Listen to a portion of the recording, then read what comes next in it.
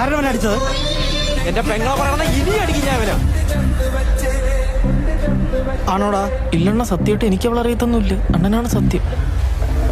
നീയൊക്കെ ഇവിടെ കൊണ്ട് നിർത്തിക്കും. ഇനി അവനെ തൊട്ടാ നീ എന്തിനാടാ നോക്കിക്കാ അടിയണ്ണ. തൊട്ട് നോക്കടാ, അപ്പ അറിയാ. എന്നാ തൊടും.